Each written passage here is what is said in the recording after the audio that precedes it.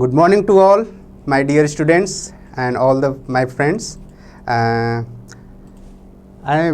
Dr. Arvind Kumar Bharti, welcome you all in the Axis family. आप सभी लोगों का एक्सिस फैमिली में स्वागत है। मैं डॉक्टर अरविंद कुमार भारती यहाँ पे आप लोगों को इंजीनियरिंग केमिस्ट्री पढ़ाएंगे और इंजीनियरिंग केमिस्ट्री के बारे में बेसिक चीज़ें हम लोग डिस्कस करेंगे। आज के लेक्चर में हमारा जो मेन फोकस रहेगा कि इंजीनियरिंग केमिस्ट्री क्या है, हम बीटेक में इसका क्या क्या कोर्स है, कितने क्रेडिट का है, कितने मार्क्स का है, और हम इंजीनियरिंग केमिस्ट्री क्यों पढ़ते हैं। हमें तो करना है इंजीनियरिंग, तो हमें इंजीनियरिंग करना है, mechanical, civil, another so many branches, तो हमें केमिस्ट्री क्यों पढ़ना है। आज वही सारी बातें हम लोग यहाँ पे डिस्कस करते हैं। So this is the introduction about me, myself doctor Arvind Kumar Bharti, and I have completed my BSc and MSc from University of Allahabad, MSc in Chemistry from University of Allahabad in 2009 and PhD in Chemistry from IIT Roorkee in 2014, and after that I have many year teaching experience, and then I have completed my postdoctoral research fellowship as like a research scientist position from University of Johannesburg, South Africa 2017 and 18. And this is the some publication list. I have published more than 17 international research paper with high impact factors and the peer review journal.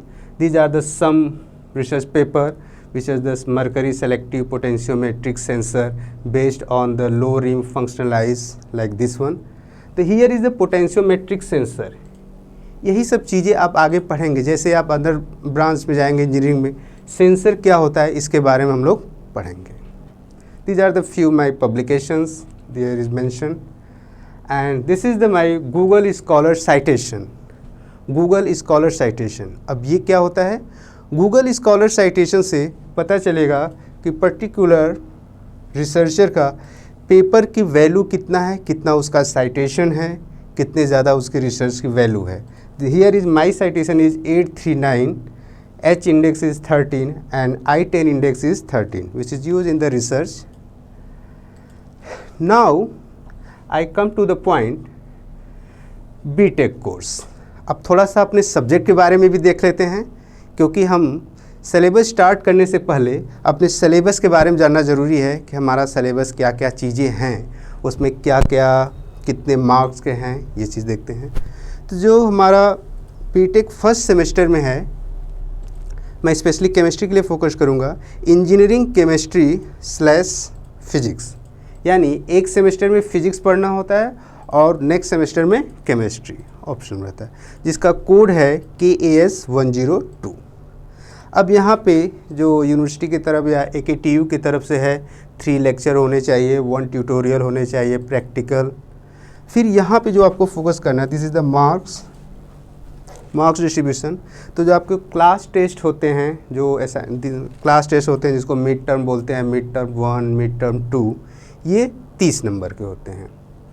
फिर उसके बाद जो test होते हैं assignment, वो 20 marks के। तो total मिला के जो 50 मार्क्स हैं, ये हैं हमारा 50 मार्क्स हमारे टोटल इंटरनल जो कॉलेज के तरफ से होते हैं। उसके बाद यहाँ पे ये जो 100 मार्क्स है, ये होता है हमारा फाइनल एग्ज़ाम होता है, जो end of the semester AKTU या यूनिवर्सिटी की तरफ से फाइनल एग्ज़ाम होता है, वो 100। इट मीन्स 100 नंबर का फाइनल एग्ज़ाम, 50 नंबर का मिड टर्म या फाइनल एग्ज़ाम, ये सब टोटल मिला के 150 मार्क्स। और ये जो क्रेडिट है 4 क्रेडिट। अब ये क्रेडिट क्या होता है कि कोई जितने भी इंजीनियरिंग कोर्स होते हैं, हर एक सब्जेक्ट को एक पर्टिकुलर क्रेडिट अलॉट हुआ है, जैसे कुछ 4 हैं, 3 हैं, अलग अलग क्रेडिट है, और ये क्रेडिट आपको अर्न करने होते हैं टोटल बीटेक कोर्स में। So next slide is the first semester में आपका सिलेबस क्या है। पढ़ने से पहले सबसे इम्पॉर्टेंट है, कोई भी पढ़ाई कर रहे हो, पढ़ने से पहले आपको सिलेबस पता होना चाहिए कि हमें पढ़ना क्या है, हमारा सिलेबस क्या है। ठीक है, तो जैसे यहाँ पे इंजीनियरिंग केमिस्ट्री में है, टोटल यहाँ पे 3, 4, 5 यूनिट है। हमें 5 यूनिट पढ़ना है एक सेमेस्टर के अंदर में, जो पहला यूनिट है हमारा एटॉमिक एंड मॉलिक्यूलर स्ट्रक्चर। तो थोड़ी सी मैं बता दूं इसके बारे में पढ़ना क्या है। इसमें हम मॉलिक्यूल का स्ट्रक्चर पढ़ेंगे, कैसा मॉलिक्यूलर स्ट्रक्चर होता है, इसका ऑर्बिटल डायग्राम, और बहुत इजी और इम्पॉर्टेंट है आपके फाइनल एग्ज़ाम के लिए, बहुत इम्पॉर्टेंट है। हमेशा इससे क्वेश्चन आना ही आना है और सभी लोगों को थोड़ा सा ध्यान देंगे आसानी से ये बन जाए, सॉल्व हो जाएगा। कम से कम अकेले इस टॉपिक से मॉलिक्यूलर ऑर्बिटल से 10 से 15 नंबर के क्वेश्चन आ जाते हैं, अकेले केवल इस टॉपिक से। और फिक्स है कि ये क्वेश्चन आना ही आना है, 102% फिक्स है कि ये क्वेश्चन आएगा ही आएगा। फिर उसके बाद है band theory of solid. Solid जो होता है उनके अंदर क्या है बैंड थ्योरी, तो उसी के बेसिस पे हम पता करते हैं कि कौन सा इंसुलेटर है, कंडक्टर है, ये सारी चीज़ें हम पढ़ते हैं। लिक्विड क्रिस्टल, लिक्विड क्रिस्टल सब लोग जानते हैं, बहुत ही इम्पॉर्टेंट है आज के दिन में। जैसे अभी जो हम लोग पढ़ रहे हैं मॉडर्न टाइम में डिजिटल बोर्ड, इस डिजिटल बोर्ड में क्या यूज हो रहा है, सब लिक्विड क्रिस्टल के बारे में। सारी केमिस्ट्री यही है लिक्विड क्रिस्टल में। कौन सा लिक्विड क्रिस्टल यूज होता है, जो कि ये मॉनिटर बोर्ड देख रहे हैं, इस बोर्ड में यूज होता है। फिर defect in solid, solid defect के बारे में पढ़ना है। जैसे कोई भी सॉलिड है तो उसमें क्या डिफेक्ट आ जाते हैं, तो पॉइंट डिफेक्ट, स्टैचियोमेट्री डिफेक्ट, ये बहुत सारी चीज़ें हम पढ़ेंगे डिटेल में। नेक्स्ट है यूनिट हमारा स्पेक्ट्रोस्कोपिक टेक्निक्स एंड एप्लीकेशन। अब ये क्या चीज़ होता है स्पेक्ट्रोस्कोपिक? स्पेक्ट्रोस्कोपिक का मतलब होता है कि किसी भी कंपाउंड को देख के आप अंदाज़ा तो लगा नहीं सकते कौन सा फंक्शनल ग्रुप है, क्योंकि आपको पता है एटम तो बहुत ही स्मॉल है, उसको आप आँखों से देख के बता नहीं सकते। एम आई राइट? कोई मैजिक तो है नहीं बता देंगे कि अच्छा ये क्लोरीन है या ऑक्सीजन है। तो साइंस आज के मॉडर्न टाइम पे इन सब चीज़ों को डिटेक्ट करने के लिए स्पेक्ट्रोस्कोपिक टेक्निक्स है, स्पेक्ट्रोस्कोपिक टेक्निक्स। अब इसमें क्या किया जाता है कि एक पर्टिकुलर वेवलेंथ की लाइट पास किया जाता है, लाइट से मैटर का इंटरेक्शन होता है, कुछ उसमें डेविएशन होगा, उस वेवलेंथ को इंस्ट्रूमेंट कंप्यूटर से जुड़े रहते हैं, डिटेक्टर डिटेक्ट करेगा, फिर कंप्यूटर में जाएगा, फिर पर्टिकुलर सॉफ्टवेयर के थ्रू हमें पता चल जाता है कि कौन सा एटम प्रेजेंट है। तो ये सारी चीज़ें यूज किए जाती हैं स्पेक्ट्रोस्कोपिक टेक्निक्स में, ठीक है। फिर उसके बाद हमारा इलेक्ट्रोकेमिस्ट्री, इससे आप लोग बहुत ही परिचित होंगे। इलेक्ट्रोकेमिस्ट्री हम लोगों ने 12th क्लास में भी पढ़ा है। बस यही जो यूनिट 2 है ये आपको नया मिलेगा, जो आपके 10+2 बोर्ड में नहीं है, किसी भी बोर्ड, CBSE बोर्ड हो या स्टेट बोर्ड हो, ये नहीं है, बाकी सब कुछ आपका पढ़ा हुआ ही है। इलेक्ट्रोकेमिस्ट्री, अब इलेक्ट्रोकेमिस्ट्री में क्या चीज़ है, Nernst equation, relation between EMF, electromotive force, इन सब के बारे में पढ़ेंगे।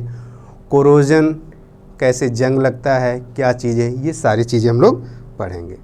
नेक्स्ट स्लाइड है वाटर एनालिसिस, जो सबसे इम्पॉर्टेंट है पूरे इंजीनियरिंग केमिस्ट्री का टॉपिक है ये water analysis. Most important, this is the most important. इसलिए इम्पॉर्टेंट है क्योंकि हमें पता है जल ही जीवन है, ठीक है। प्योर वाटर बहुत ज़रूरी है हम सभी के लिए लाइफ सर्वाइव करने के लिए, और उसी तरह मोस्ट ऑफ द इंडस्ट्रीज़ हैं उनके लिए भी वाटर बहुत नेसेसरी है। बहुत सारी इंडस्ट्री है जो प्योरली वाटर पे डिपेंड है, ठीक है। तो इसलिए हमें वाटर एनालिसिस, ड्रिंकिंग वाटर हुआ या इंडस्ट्री में कैसा वाटर यूज करना है, वो सारी चीज़ें हम इस यूनिट में पढ़ेंगे, जिसमें हमारा हार्डनेस ऑफ वाटर है, कैसे वाटर की इम्प्योरिटीज़ को दूर करेंगे, ठीक है। फिर उसके बाद रिवर्स ऑस्मोसिस, ठीक है, जैसे आज सभी घरों में यूज होता है RO वाटर, कोई भी टैप वाटर पीना पसंद नहीं करता, हर कोई RO। भाई RO क्या है, यानी रिवर्स ऑस्मोसिस। इसमें क्या चीज़ होता है, क्या प्रोसेस है, कैसे इम्प्योरिटी वाटर के अंदर जो भी इम्प्योरिटी है कैसे दूर किया जाता है, ये सारा चीज़ हम लोग इसमें डिस्कस करेंगे। अब बहुत ही इंटरेस्टिंग है, बहुत ही इजी है, स्कोरिंग है। फिर उसके बाद है फ्यूल। फ्यूल तो जानते ही हैं, फ्यूल के बिना कुछ नहीं हो सकता, कार मोटर बाइक कुछ नहीं चलेगा। हम लोगों का फ्यूल क्या है, ह्यूमन का फ्यूल क्या है, फूड। जो भी हम फूड खाते हैं कोई भी चीज़ है तो उसके अंदर कार्बोहाइड्रेट होता है, फैट होता है, विटामिन्स, मिनरल, ये ह्यूमन का फूड है यानी फ्यूल है। उसी तरह जितनी भी मैकेनिकल डिवाइस हैं, ये कार, मोटर, ये सारी चीज़ें, उन सबको फ्यूल की ज़रूरत होती है। अब फ्यूल में जैसे डीजल, पेट्रोल, अब इन सब में क्या केमिस्ट्री इन्वॉल्व होता है, कैसे क्या चीज़ है, वो सारा डिटेल हम इस चैप्टर में पढ़ेंगे। स्पेशली कोयले के बारे में, ठीक है। फिर कैलोरीफिक वैल्यू, किस फ्यूल से ज़्यादा एनर्जी निकलती है, किस फ्यूल से ज़्यादा एनर्जी निकलती है, तो इसको हम बोलते हैं बॉम्ब कैलोरीमेट्री। ये आपके एक्सपेरिमेंट में भी है, ये आपको एक्सपेरिमेंट भी कराया जाएगा कि कैसे पर्टिकुलर फ्यूल में कितनी एनर्जी रिलीज होती है। फिर उसके बाद है पॉलीमर। अब पॉलीमर क्या है? पॉलीमर सबको पता है, आज के डेट में हर जगह पॉलीमर यूज़ होता है, मोस्टली रबर में, प्लास्टिक में, हर जगह पॉलीमर का यूज़ है। तो हम पॉलीमर के बारे में पढ़ेंगे, नैनो कंपोजिट मटेरियल के बारे में, बायोडिग्रेडेबल पॉलीमर, इन सभी की चीज़ों के बारे में हम लोग इस चैप्टर में पढ़ेंगे। तो ये एक शॉर्ट इंट्रोडक्शन हो गया, हमें कौन कौन सा चैप्टर पढ़ना है और चैप्टर के अंदर क्या क्या इंक्लूड है। और यही केमिस्ट्री जो नॉर्मल केमिस्ट्री से हट के है, इसलिए इसको हम बोलते हैं इंजीनियरिंग केमिस्ट्री। और ये सारी केमिस्ट्री आपके फ्यूचर में कैरियर बनाने में, इंजीनियरिंग फील्ड में इन सब का यूज़ है, किसी भी ब्रांच का हो। मोस्टली आप फ्यूचर में जॉब पर्सपेक्टिव से, कैरियर के लिए ये सारी केमिस्ट्री आगे इन्वॉल्व होता है। नेक्स्ट स्लाइड देखते हैं। अब इसके लिए कौन कौन से टेक्स्ट बुक है, यूनिवर्सिटी ने कुछ स्पेसिफिक टेक्स्ट बुक रेफ़र किया है जो हमारे एक्सिस कॉलेज की लाइब्रेरी में सारे बुक्स अवेलेबल हैं, इन सभी बुक से होंगे। और बाकी हम लोग सारे नोट्स प्रोवाइड कराएंगे और हर चीज़ अच्छे से एक्सप्लेन किया जाएगा। नेक्स्ट है, अब इन सब जो ये सिलेबस है इंजीनियरिंग केमिस्ट्री का, इसको पढ़ने से फ़ायदा क्या है, क्या फ़ायदा होगा? अब क्लासरूम होता तो मैं आपसे पूछता, कुछ आप लोग भी बताते। कोई नहीं, ये लाइव यूट्यूब चैनल पे है तो आप लोग अपने कमेंट में बताइएगा, ठीक है, कि इसमें आप क्या सीख रहे हैं, क्या चीज़ें हैं। तो देखिए ज़रा आउटकम क्या है। Use of different analytical instrument, आप बहुत सारे इंस्ट्रूमेंट, एनालिटिकल इंस्ट्रूमेंट के बारे में जानेंगे। अब किसी स्टूडेंट को डाउट होगा ये एनालिटिकल क्या चीज़ है, ये तो नया वर्ड सुना है एनालिटिकल। तो एनालिटिकल का मतलब है एनालिसिस करना, किसी भी चीज़ को एनालिसिस करने के लिए जो इंस्ट्रूमेंट होता है उसको हम बोलते हैं एनालिटिकल इंस्ट्रूमेंट, ठीक है। जैसे स्पेक्ट्रोस्कोपी एनालिटिकल इंस्ट्रूमेंट, बहुत सारे इंस्ट्रूमेंट होते हैं, जैसे पीएच मीटर है, ठीक है। किसी भी लिक्विड सोल्यूशन लिया, इंस्ट्रूमेंट में डिप किया, बता देगा कितना पीएच है। तो ऐसे डिवाइस जो एनालिसिस में यूज़ होते हैं केमिस्ट्री में, उसे हम बोलते हैं एनालिटिकल इंस्ट्रूमेंट। फिर उसके बाद है measures molecular system property such as surface tension, viscosity, conductance of solution, chloride and iron content in water. इन सब के बारे में ये सारा चीज़ आपको नॉलेज होगा। Then major hardness of water. Hardness of water क्या है? अब हार्डनेस वाटर, अब मतलब ये नहीं कि वाटर हार्ड है उसको चाकू से काटना पड़ेगा। हार्डनेस ऑफ वाटर का मतलब ये है कि उसमें कौन कौन सी इम्प्योरिटीज़ ज़्यादा होती है। जैसे आप लोगों ने देखा होगा कि बहुत जगह का पानी एकदम खारा होता है, पानी पी नहीं सकते हैं, यानी हार्ड वाटर ज़्यादा हो गया, ठीक है। और जो हमें यूज करना होता है वो सॉफ्ट वाटर। तो वाटर की हार्डनेस क्या है, कैसे, ये सारा चीज़ आपको नॉलेज मिलेगा। नेक्स्ट है estimate the rate constant of reaction. कोई भी केमिकल रिएक्शन होगा उसके अंदर क्या रेट ऑफ कांस्टेंट है, किस रेट से रिएक्शन हो रहा है, ये सारी चीज़ें हम इसमें डिस्कस करेंगे और सारा चीज़ आपको नॉलेज होगा ये पूरा सिलेबस पढ़ने के बाद। नेक्स्ट है हमारा role of engineering chemistry in various branch of chemistry. सभी के अंदर, सभी स्टूडेंट के अंदर एक बार डाउट ज़रूर आता है कि हम लोग 12th करके आए हैं, वहाँ पे फिजिक्स, केमिस्ट्री, मैथ पढ़े हैं, अब तो हम इंजीनियरिंग करने जा रहे हैं। किसी का मैकेनिकल होगा, किसी का कंप्यूटर साइंस, किसी का सिविल, किसी का बहुत सारे ब्रांचेस हैं। तो भाई ये फिजिक्स केमिस्ट्री क्यों पढ़ाया जाता है, क्या ज़रूरत है इसको पढ़ने की? तो आज हम लोग उसी पे डिस्कस करेंगे कि क्यों इसकी ज़रूरत है। देखिए द केमिस्ट्री क्या है? The chemistry is the branch of science that deal the study of the nature of matter. Nature of matter. अब ये मैटर क्या होगा? आप सभी ने जूनियर क्लास में पढ़ा होगा मैटर।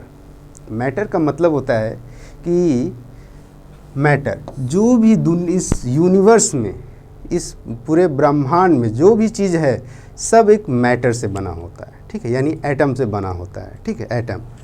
तो जो भी चीज़ एग्जिस्ट करता है, स्मॉलेस्ट, जो कि आंखों से भी नहीं दिखाई देगा, सबसे स्मॉलेस्ट पार्ट भी, वो नेचर में जो भी चीज़ एग्जिस्ट करता है वो एटम से बना है, यानी मैटर।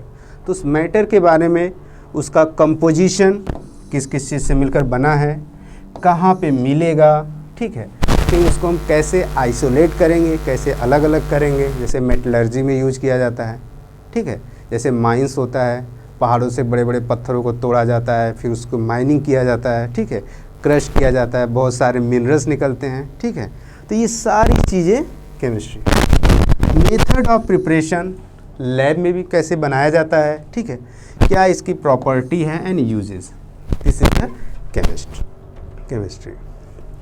उसके बाद है जैसे all India council for technical education, ये आपको प्रोफेशनल कोर्स करने जा रहे हैं तो वहाँ पे ये वर्ड बहुत आपको सुनने को मिलेगा, AICT, यानी सभी जो टेक्निकल एजुकेशन होते हैं वो सब AICT अप्रूव होते हैं, यानी AICT एक गवर्निंग बॉडी होती है। The AICT has not mandate chemistry, chemistry कोई कंपलसरी नहीं किया गया है इंजीनियरिंग केमिस्ट्री में, इंजीनियरिंग स्टडीज़ में, इंजीनियरिंग जब करते हैं तो केमिस्ट्री को मैंडेटरी नहीं किया गया है। मैंडेटरी क्या है आपका? है mathematics and physics. But chemistry का इतना ज़्यादा रोल है कि बिना केमिस्ट्री के नॉलेज के फ्यूचर में आप इंजीनियरिंग नहीं कर सकते, या इंजीनियरिंग के हर एक फील्ड में केमिस्ट्री का रोल है, तो उसी के बारे में है। तो यही चीज़ है as the subject of studies in the higher secondary education, यानी AICT ने कहा कि भाई जो मेन सब्जेक्ट है आपका मैथमेटिक्स है, फिजिक्स है, केमिस्ट्री भी एज ए ऑप्शनल में है आप लोगों को। तो एक सेमेस्टर आप लोगों को एक सेमेस्टर में आपको फिजिक्स पढ़ना होता है और एक सेमेस्टर में आपको केमिस्ट्री अल्टरनेट ऑप्शन में है। सो नेक्स्ट इज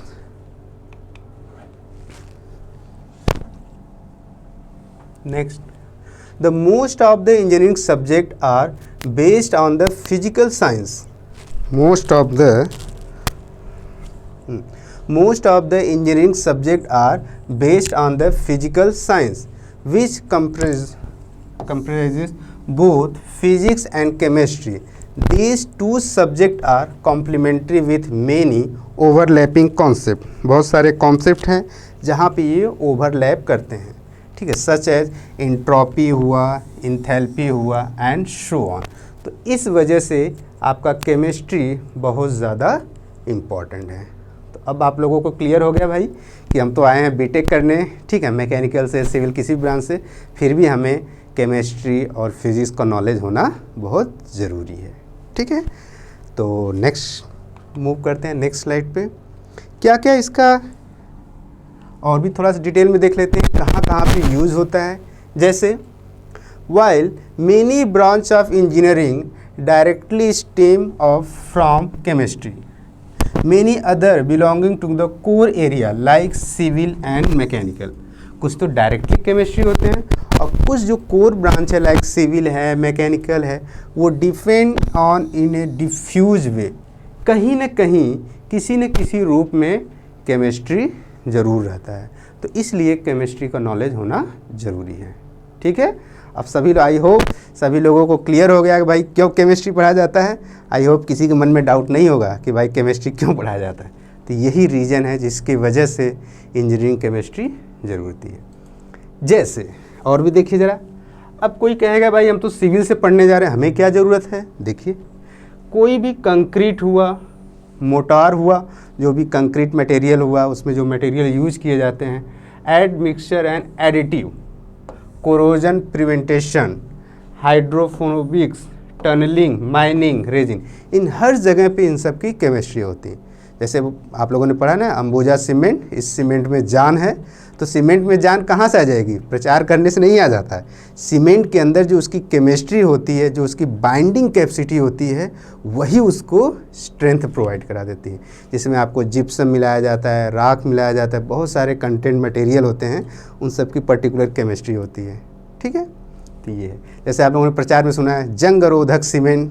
ठीक है, जंगरोधक की क्या है? तो इसका मतलब उसमें ऐसे मटेरियल ऐड कर दिए जाते हैं जो कोरोजन प्रोसेस को रोक देते हैं। ठीक है, तो इसलिए उसको बोलते हैं जंगरोधक सीमेंट। तो ये सारी चीज़ें केमिस्ट्री में यूज है। The sealing, bonding, emulsions and waterproofing are some area in civil engineering which borrow the heavily from chemistry. यानी जब सिविल ब्रांच में बहुत जगह केमिस्ट्री का ही यूज़ होता है।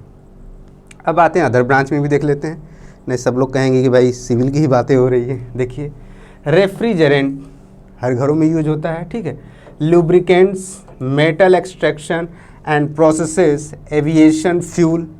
एविएशन फ्यूल यानी जो हवाई जहाज़ों में यूज होता है, हेलीकॉप्टर, इन सब में aviation fuel, exhaust product and polymer composite और एग्जाम्पल इन मैकेनिकल इंजीनियरिंग। यानी इस सभी जगह पे केमिस्ट्री का रोल है।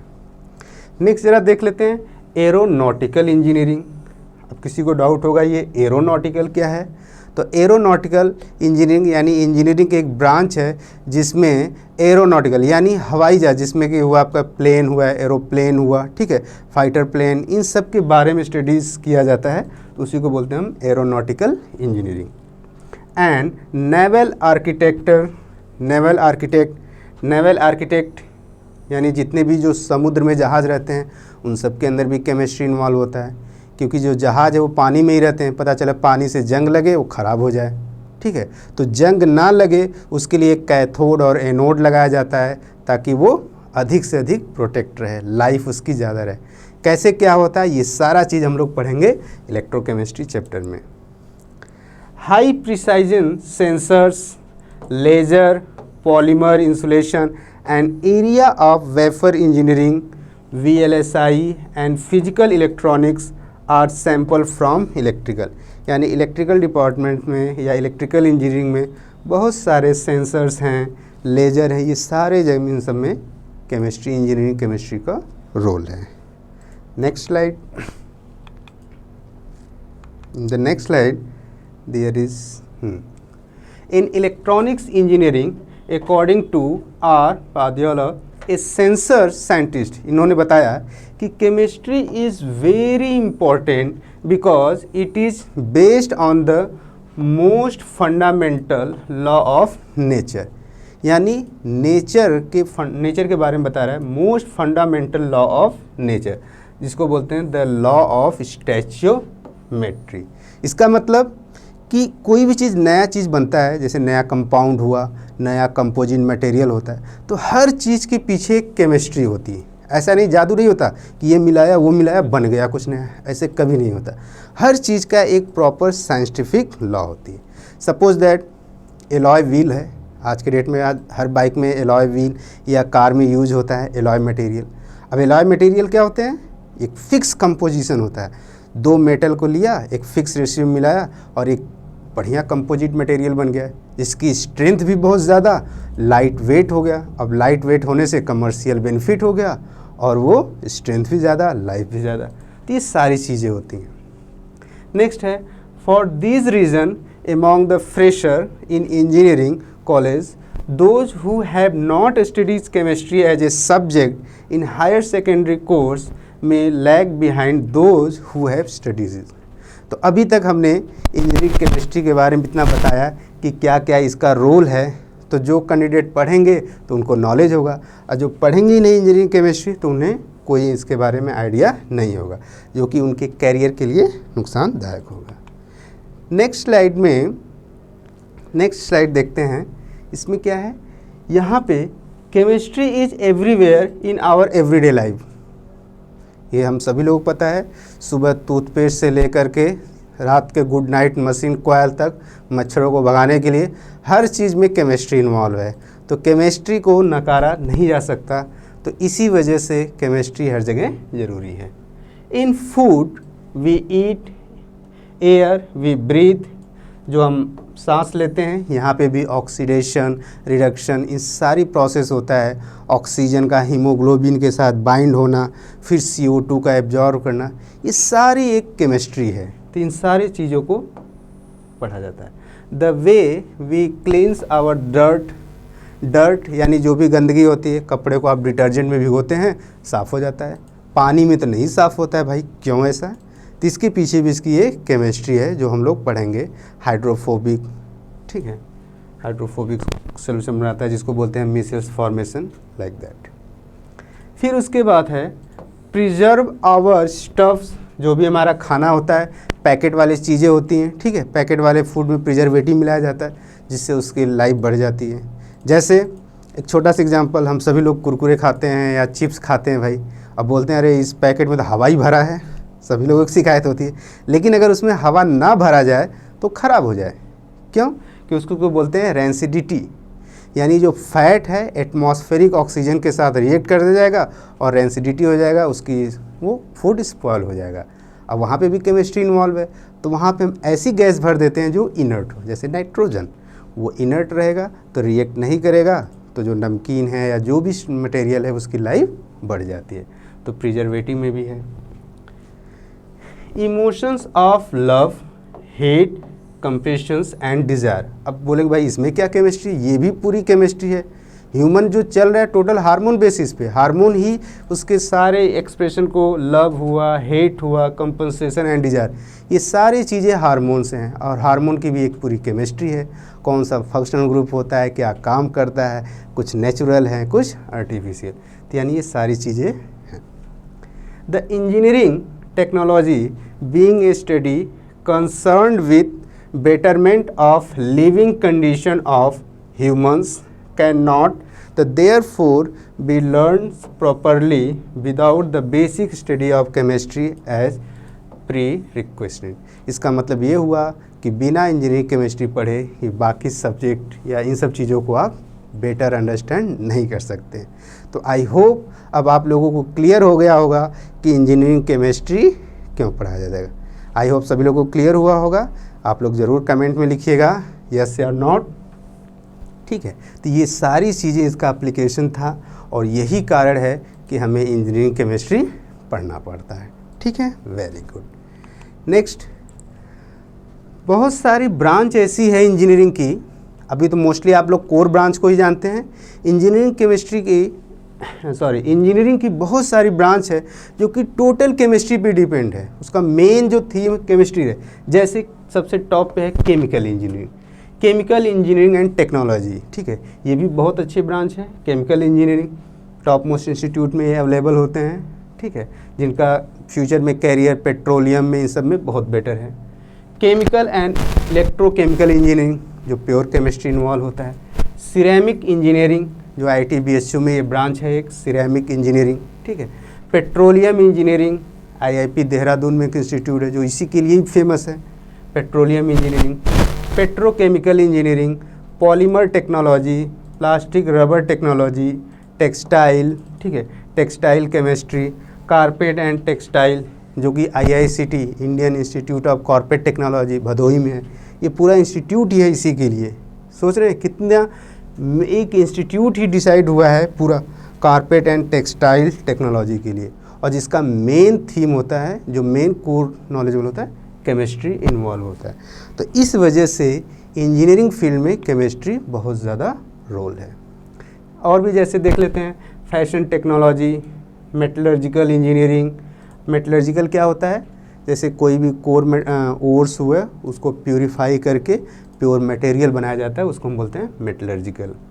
पल्प एंड पेपर टेक्नोलॉजी, ठीक है, इसके लिए इंडिया में बहुत ही पॉपुलर इंस्टीट्यूट है। IIT रुड़की का एक सहारनपुर कैंपस में इंस्टीट्यूट है, पल्प एंड पेपर टेक्नोलॉजी, ठीक है। Biotechnology, biochemical engineering, biomedical, medical technology, food technology और लेदर टेक्नोलॉजी। तो इतने बहुत सारे ब्रांच मैं इसलिए बता रहा हूँ, ये सारी ब्रांचेज हैं जो कि प्योर केमिस्ट्री पे डिपेंड है। तो आई होप क्लियर हुआ होगा the importance of engineering chemistry, ठीक है। नेक्स्ट अब हमारा जो टॉपिक है, नेक्स्ट देखते हैं यूनिट 1। तो ये था बेसिक फैकल्टी के इंट्रोडक्शन के बारे में, इंजीनियरिंग केमिस्ट्री के इंट्रोडक्शन के बारे में, क्या क्या इंजीनियरिंग केमिस्ट्री है और क्या क्या रोल है। आई होप यहाँ तक क्लियर हुआ होगा। ठीक है, ओके। तो हम लोगों ने बेसिक, आज हमारा इंट्रोडक्शन क्लास था जिसमें आपने फैकल्टी के बारे में जाना, आपने इंजीनियरिंग केमिस्ट्री के बारे में जाना, क्या क्या इसका रोल है, ये सारी चीज़ें हमने डिस्कस किया। उसके बाद जो है हमारा नेक्स्ट स्टार्ट होता है हमारा जो यूनिट 1 है, एटॉमिक एंड मॉलिक्यूलर स्ट्रक्चर, जिसमें ये सारे कंटेंट है और इसको हम नेक्स्ट क्लास में कंटिन्यू करेंगे। ठीक है, तब तक के लिए सब लोग अपना ख्याल रखिए। मिलते हैं नेक्स्ट क्लास में, नेक्स्ट वीडियो लेक्चर में, एटॉमिक एंड मॉलिक्यूलर स्ट्रक्चर में। Thank you.